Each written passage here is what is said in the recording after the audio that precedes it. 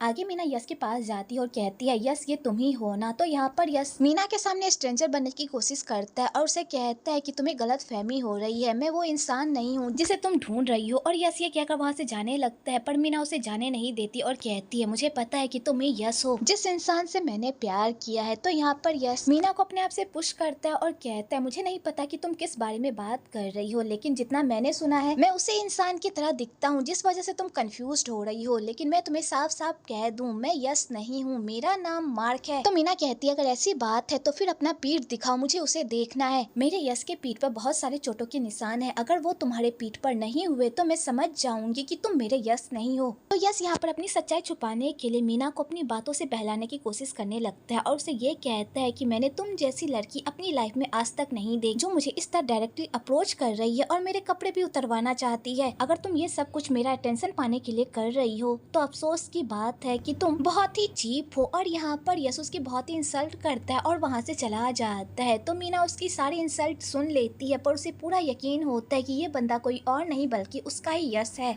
आगे वांग और डैनियल घर आते हैं तो यहाँ पर डैनियल अपने डैड को कहता है कि डैड आपने मुझसे बिना पूछे इतना बड़ा फैसला कैसे ले लिया, आपने यश को कंपनी का चेयरमैन बना दिया, मेरे बारे में जरा सा भी नहीं सोचा, आपने इतना बड़ा फैसला लेने से पहले हमसे बात करना भी जरूरी नहीं समझा, आप मेरे साथ ऐसा कैसे कर सकते हैं। तो वांग कहता है क्यों तुम इतनी सी बात हैंडल नहीं कर पाए डैनियल। तो डैनियल कहता है मैं आपका बेटा हूँ डैड और इतनी बड़ी बात मुझे सबसे पहले पता होनी चाहिए, लेकिन मुझे इतनी बड़ी बात सबके सामने पता चली, आपको नहीं लगता कि आपको इस बारे में सबसे पहले हमसे बात करनी चाहिए थी। तो वांग कहता है डैनियल इमोशनल होना बंद करो क्योंकि तुम्हारा यही इमोशन तुम्हें कमजोर बनाता है, इसलिए अपने इमोशन पर काबू करना सीखो। तो डैनियल कहता है आप चाहते हैं कि मैं आपकी तरह स्ट्रॉन्ग बनूं जिसने मेरी मॉम को अकेले मरता हुआ छोड़ दिया था। मेरी मॉम आपसे कितना प्यार करती थी डैड, लेकिन आपने कभी भी उनकी फीलिंग्स की कदर नहीं की, उल्टा आपने उनके आखिरी समय में भी उन्हें अकेला ही छोड़ दिया। अगर इस तरह स्ट्रॉन्ग इंसान बना जाता है ना डैड तो मैं कमजोर ही ठीक हूँ। तो वांग कहता है तुम्हें क्या लगता है, तुम्हें पता है मीना ने तुम्हें चूज क्यों नहीं किया, क्योंकि तुम जैसा इंसान जिसका कोई भी एम्बिशन ना हो और जो इमोशनली वीक हो, ऐसे इंसान को कोई भी लड़की नहीं प्यार कर सकती। तो इस बात पर डैनियल को गुस्सा आ जाता है और वो कहता है जिस तरह मेरी मॉम अकेली मरी थी ना डैड, उसी तरह आप भी मरोगे और उस वक्त कोई भी आपके साथ नहीं होगा, देख लेना। तो वांग कहता है अगर मैं अकेले मर भी गया ना तो भी मैं अपनी कंपनी तुम जैसे बुज़दिल इंसान के हाथों बिल्कुल भी नहीं सौंपूंगा। तो डैनियल कहता है मुझे भी आपकी कंपनी नहीं चाहिए और वो गुस्से से वहाँ से चला जाता है। तो वांग को डैनियल की ऐसी कटी जली बातें बहुत ही चुभती है, भले ही वांग दिखाता नहीं है पर वो अपने दोनों बेटों से बहुत प्यार करता है। आगे डैनियल गुस्से से बाहर आता है तो उसका सामना यश से हो जाता है। तो यहाँ पर यश डैनियल को कहता है कि मुझसे इनसिक्योर होने की कोई जरूरत नहीं है क्योंकि मुझे कंपनी के चेयरमैन बनने में कोई इंटरेस्ट नहीं है, वो पोजीशन तुम्हारी थी और हमेशा तुम्हारी ही रहेगी। एक बार जब ये सब कुछ खत्म हो जाएगा तो उसके बाद मैं तुम्हें तुम्हारी सारी चीजें लौटा दूंगा। और यश ये कहकर वहाँ से जाने लगता है। तो डैनियल कहता है मुझे कंपनी में कोई इंटरेस्ट नहीं है, अगर तुम्हें ये कंपनी रखनी है तो तुम रख सकते हो, लेकिन इसके बदले तुम्हें हमेशा हमेशा के लिए मीना को भूलना होगा क्योंकि जब मीना तुम्हारे पास थी और तुम्हारे पास मौका था तब तुमने उसकी कदर नहीं की, इसलिए उसे दोबारा पाने के बारे में सोचना भी मत क्योंकि जिस दिन तुमने इस फैमिली में कदम रखा था और इस फैमिली को अपनाया था उसी दिन तुमने मीना के साथ अपना सारा रिश्ता भी खो दिया था, इसलिए अपने वादे पर कायम रहना। और डैनियल ये कहकर वहाँ से चला जाता है। दूसरी तरफ रिसा के पापा को पता चल जाता है कि प्रेम अच्छे से कंपनी हैंडल नहीं कर पा रहा क्योंकि उसके अंदर वो काबिलियत ही नहीं है, इसलिए वो अपनी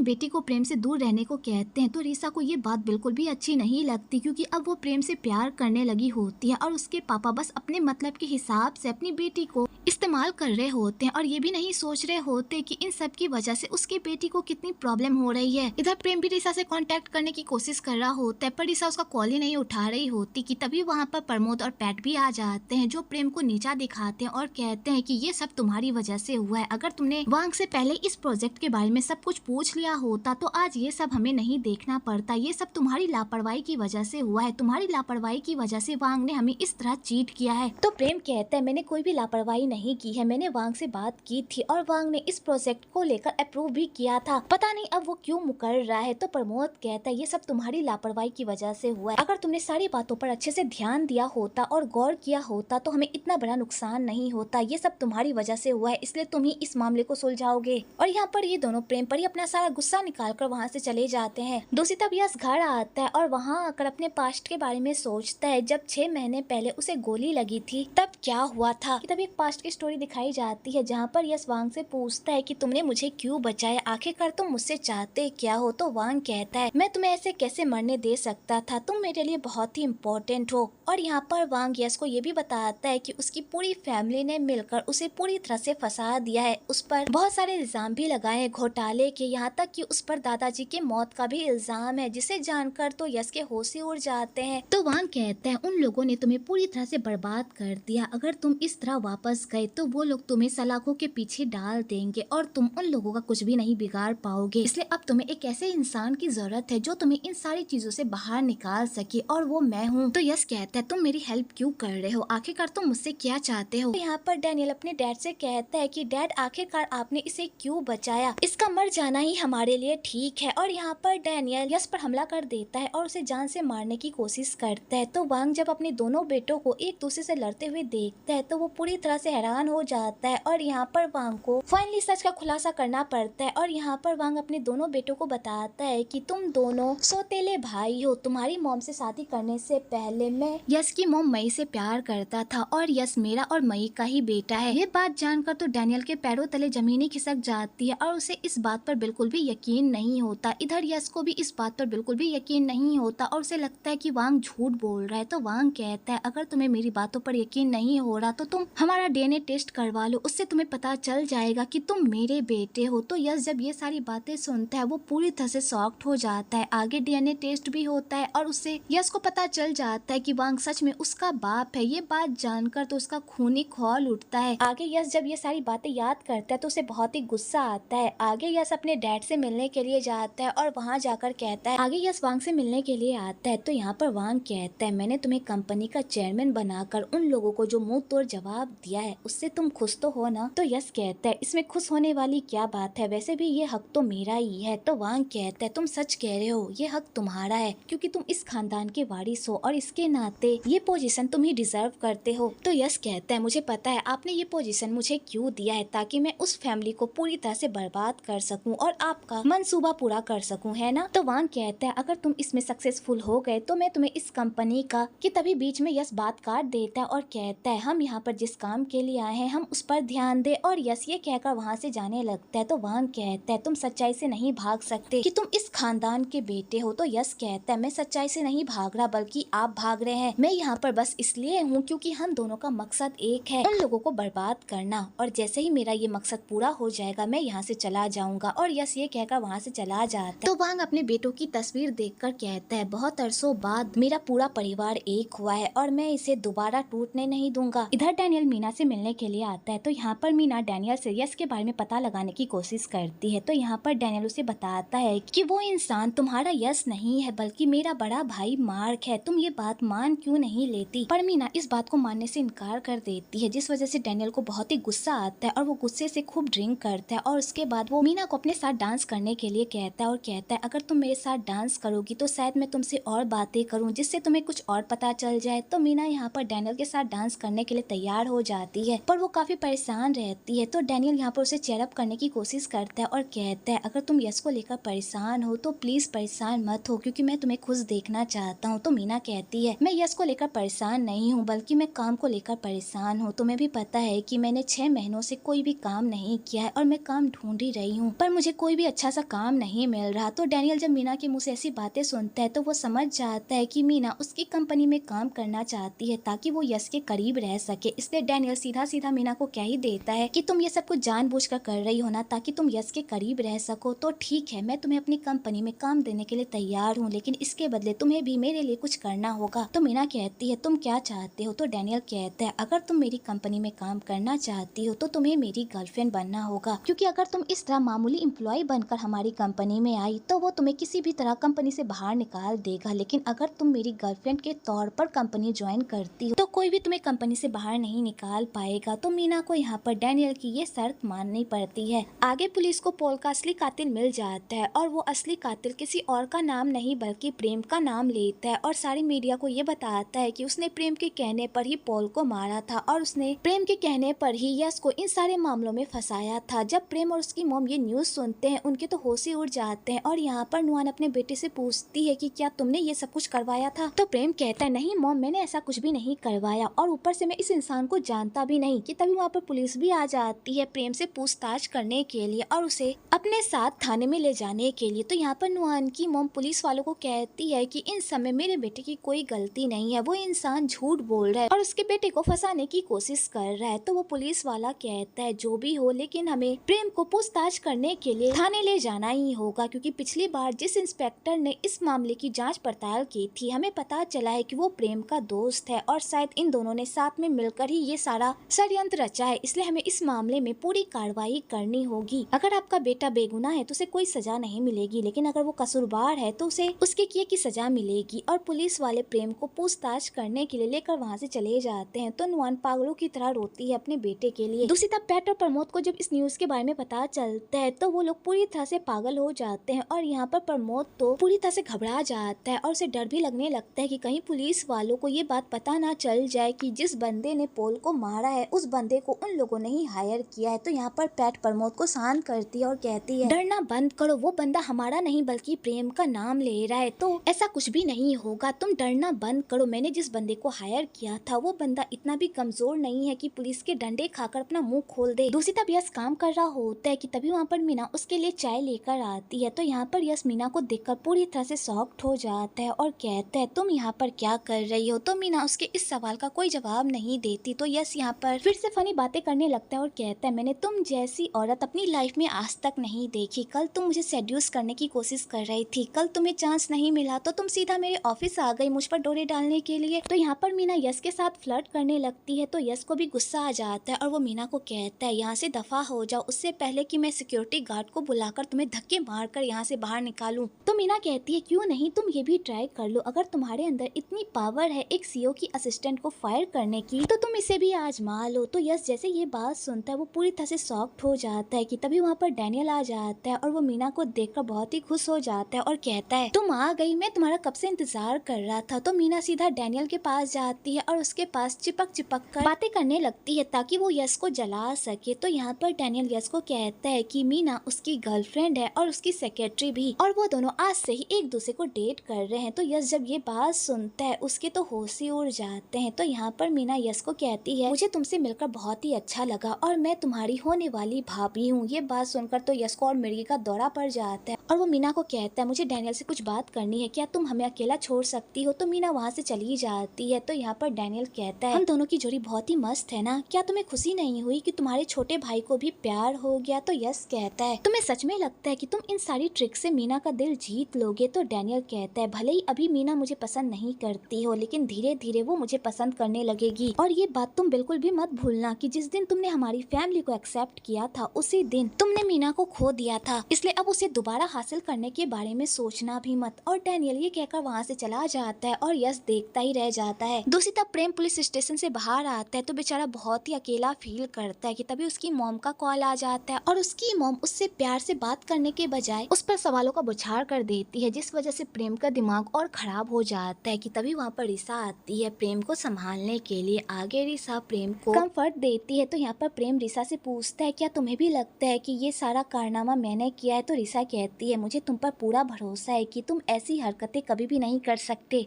इसलिए खुद को कसूरवार ठहराना बंद करो, सब कुछ ठीक हो जाएगा। तो प्रेम कहता है मैं कुछ भी संभाल नहीं सकता, ना ही कंपनी और ना ही अपनी लाइफ, मैं पूरी तरह से अकेला हो गया, मुझे समझ नहीं आ रहा कि मैं आगे क्या करूं। तो रिसा यहाँ पर उसे संभालती है और उसे कंफर्ट देने की कोशिश करती है जिससे प्रेम को राहत महसूस होता है। आगे रिसा प्रेम को घर छोड़ती है तो नुआन ये सब देख लेती है और यहाँ पर वो अपने बेटे पर इसी बात को लेकर बिगड़ने लगती है और कहती है तुम्हें थाने से छूटे हुए कितना टाइम हो गया, लेकिन तुम घर आने के बजाय उस रिसा के साथ गुलछर्रे उड़ा रहे थे, ये भी नहीं सोचा कि तुम्हारी मॉम कितना परेशान हो रही थी। तो यहाँ पर प्रेम को भी गुस्सा आ जाता है और वो अपनी मॉम पर भड़कने लगता है और कहता है मॉम मेरी लाइफ को कंट्रोल करना बंद कीजिए, बचपन से आज तक आपने सिर्फ मेरी लाइफ को कंट्रोल ही किया है, आपकी वजह से मैं अपनी लाइफ में कुछ भी नहीं कर पाया। जब भी मैं अपनी लाइफ में अपने हिसाब से कुछ करना चाहता था तब भी आप मुझे रोकती थी, लेकिन अब बस बहुत हो गया, अब मैं आपकी और नहीं सुनूंगा। और यहाँ पर प्रेम अपनी मॉम से लड़ाई करके वहाँ से चला जाता है क्योंकि उसकी मॉम भी कुछ कम नहीं होती, वो हमेशा अपने बेटे पर हुक्म चलाती रहती है और अपनी मर्जी के हिसाब से चलाने की कोशिश करती है जो प्रेम को बिल्कुल भी पसंद नहीं आता। दूसरी तरफ यश बार में ड्रिंक कर रहा होता है कि तभी वहाँ पर त्री आती है और यश को देखकर उसे बड़ी ही प्यार वाली नजरों से देखती है। तो यहाँ पर यश त्री त्रि को ना जानने की एक्टिंग करता है। तो यहाँ पर त्रि यश को कहती है, उस दिन कॉन्फ्रेंस में आकर तुमने तो बहुत बड़ा बवाल ही मचा दिया था। तो यश कहता है, सारे लोगों को ऐसा क्यों लगता है कि मैं कोई विलन हूँ जो लोगों की लाइफ में प्रॉब्लम खड़ी कर रहा है। ऐसा कुछ भी नहीं है। मैंने उस दिन जो भी किया वो बस बिजनेस के लिए था, क्योंकि उन्होंने हमसे वादा कुछ और किया था और वो कर कुछ और रहे थे जो हमारे रूल्स के खिलाफ था। तो हमारा रिएक्ट करना तो बनता ही है। तो त्रि कहती है, तुम्हारी बातें और तुम्हारा ये चेहरा बिल्कुल यश की तरह दिखता है। और यहाँ पर त्रि यश के साथ फ्लर्ट करने लगती है, जो यश को बिल्कुल भी अच्छा नहीं लगता और वो वहाँ से चला जाता है। और उसके बाद त्रि खूब ड्रिंक करती है। दूसरी तरफ नुआर प्रेम को बताती है कि वांग की कंपनी ने हमारी कंपनी के साथ अपने सारे प्रोजेक्ट को कैंसिल कर दिया और ऊपर से उन्होंने 300 करोड़ की डिमांड भी की है उस प्रोजेक्ट को लेकर।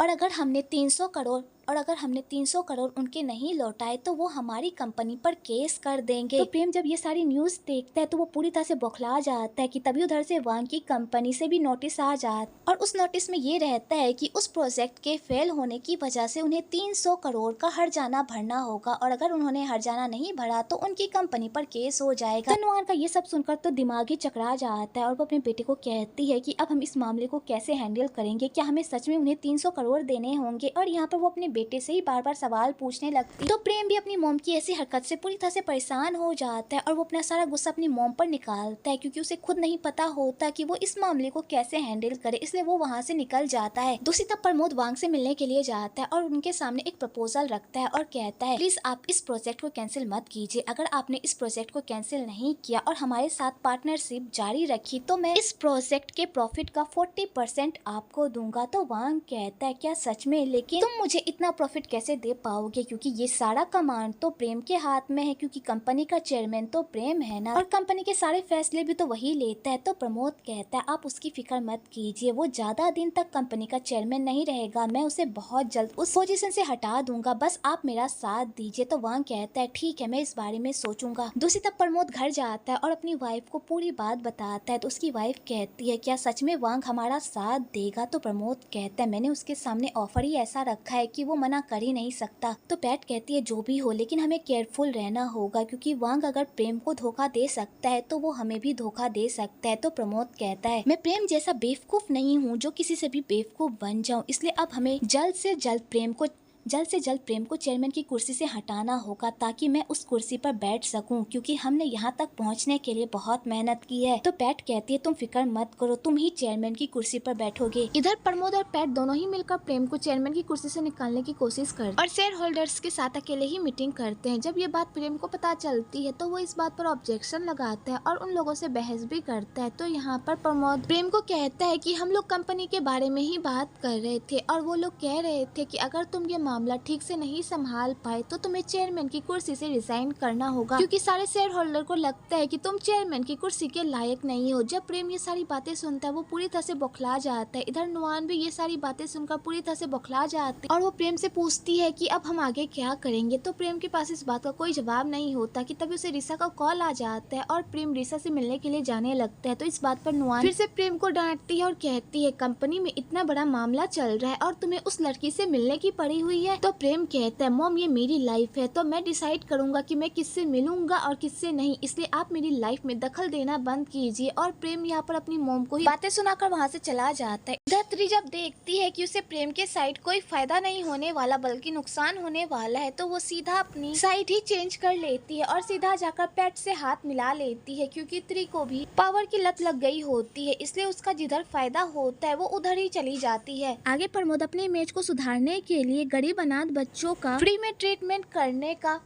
में ट्रीटमेंट करने का ऑर्डर जारी करता है और सबको कहता है कि ये हॉस्पिटल साल में एक बार एक बच्चे को हार्ट डोनेट करेगी और उसका सारा खर्चा हॉस्पिटल ही उठाएगी। और इन सब में प्रमोद पिखुन को भी शामिल करता है और उसे भी अपने साथ मीडिया में शामिल करता है। तो पैट ये सब देखकर बहुत ही गुस्से में आ जाती है कि वो उसे छोड़कर पिखुन को इतनी अहमियत क्यों दे रहा है।